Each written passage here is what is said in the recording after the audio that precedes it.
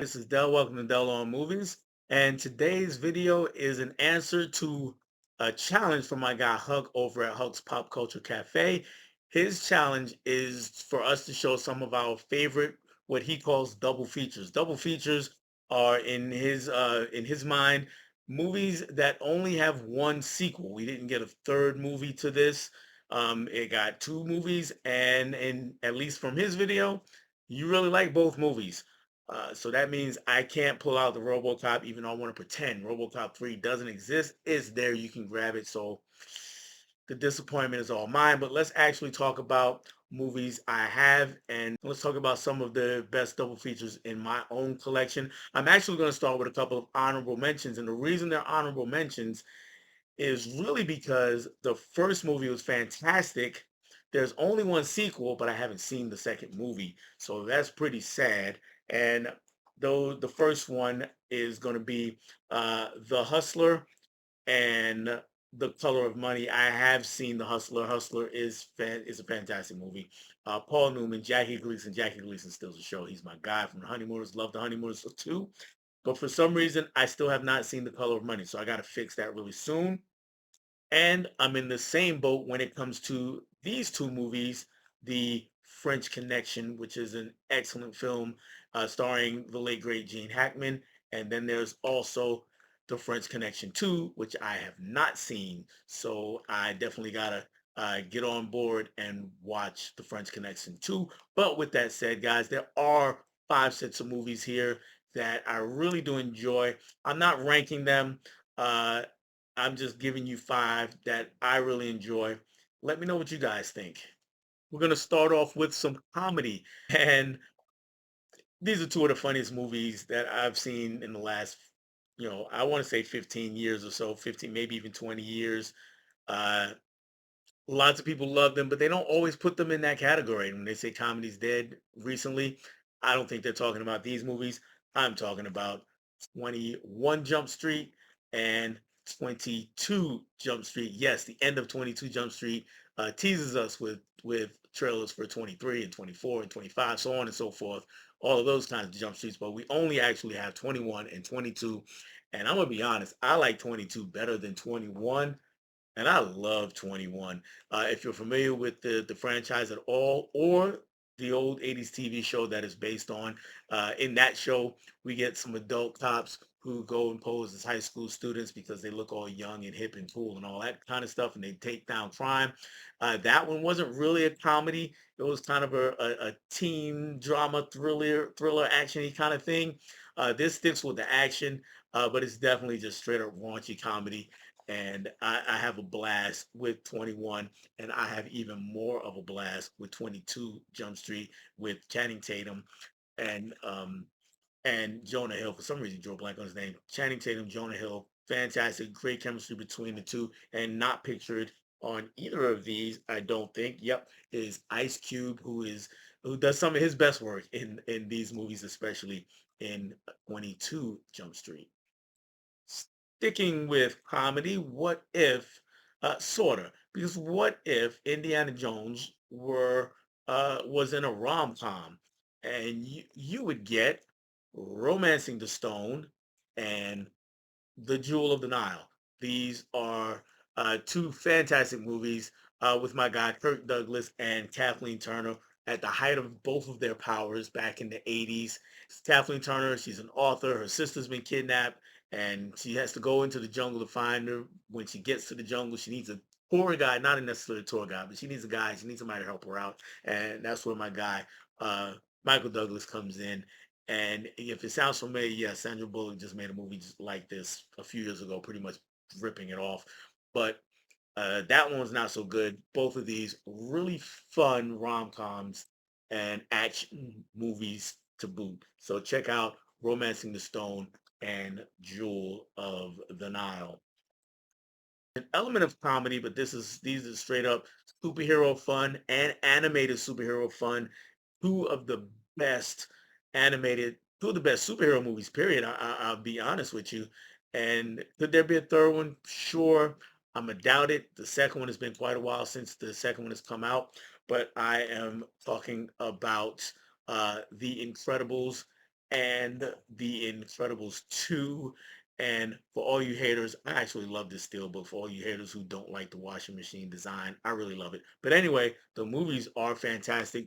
I consider them, and I use that word on purpose because I consider these the best two Fantastic Four movies we've ever gotten. And yes, I've seen the Marvel Fantastic Four that just came out a little while ago. Here we get a family and superheroing has been outlawed, at least in the first movie. And that guy shows up, so we need some superheroes. And in the second movie, we're just kind of continuing down that path, and we get a lot more shine on Mrs. Incredible, the mom in this movie, and of course Jack the baby.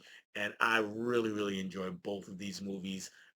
Just can't go wrong with The Incredibles and The Incredibles 2. From the next two, we drain all the comedy out, at least, except for maybe some very minute things here. We go straight serious sci-fi here. And it's an interesting pick for me because if you know me, you know that the first movie of this duology, yes, Huck, I know you think that word is lame, but I'm using it anyway. Duology, pair, or double feature, as you like to call them, is a movie that for a long time, I've always said was kind of a boring movie, but every time I see it, it gets a little better and a little better and a little better. Is it one of my favorite movies still? No, it's not really, but it's highly influential and the visuals stand up, even though this movie is like 40 years old. And like I said, every time I watch it, it does get better. And then the sequel, I actually loved right off the bat. And it helps that I'm a lot older than when I saw the original the first time. But I am talking about Blade Runner, which I have here in 4K, and Blade Runner 2049. I don't have it in 4K. I need to get it in 4K. I only have it on this two film collection here.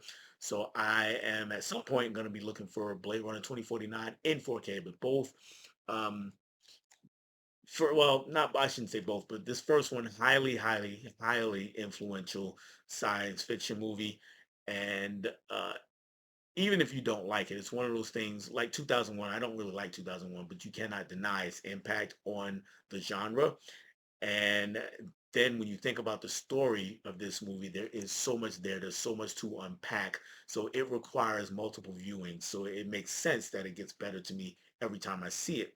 The other movie, honestly, it fits in a similar vein. Um, and it's still underrated, it's still highly underrated. Visually, fantastic film. I think the issue is it sticks to the pacing of the OG Blade Runner, where it's kind of slow, and a lot of people didn't really like that. That didn't resonate with them. But I love 2049, and the original Blade Runner is getting better to me every time. I do have a question for you guys who do love Blade Runner. This one is the final cut. I know there are about 1,000 different cuts of Blade Runner. Which one do you think is the best? And if I don't have it, if it's not this one, I will check out the others. And I'm pretty sure I've seen at least three of the cuts, and I know there are more cuts than that. But that is the fourth of my five, and that brings me to the fifth. And this is the most personal selection of the group. Uh, the second movie's terrible. I'm gonna start there. The second movie's terrible. However, it has a soft spot in my heart. The first movie is a wonderful, if very flawed, 2-hour music video. The second one is a heavily flawed 2-hour music video of a fever dream. And I am talking about the one and only Purple Rain, starring the one and only Prince, and the sequel that some people didn't know existed, Graffiti Bridge. Yeah, Graffiti Bridge is really bad, but the soundtrack is still amazing. Um, on that soundtrack, we get the now iconic "Round and Round" sung by Tevin Campbell. Uh, we get the album, the songs from Prince himself, and you get a couple songs from Mavis Staples on there. So the biggest hit from Graffiti Bridge was probably "Thieves in the Temple," or Tevin Campbell's "Round and Round" was probably really the biggest hit. But yeah, if you ever want to see a sequel of Purple Rain, Graffiti Bridge is it. A lot of it, by the way, filmed on the same sound stages as Batman 89. So just wrap your head around that and you can see it. If you've seen Batman 89, you can see it. Um, but yeah, those are my five double features. And I'm I enjoy all of those movies, even the bad one. And let me know what you guys think of it, or let me know what are some of your favorite duologies or double features, and or make your own video letting me know what your favorites are. There are have been a few of these videos at the time I'm filming this video. Of course, there's Huck's original video. I know that I know that KB did one. I know that Brian B Dubs has done one. I'm missing. I'm drawing a complete blank on the third one that is already out there. I will find that and put that on the screen. And in the meantime, guys, that's all I have for you. Thanks for hanging out with me. And if you've been here before, thanks for hanging out with me again. Bye.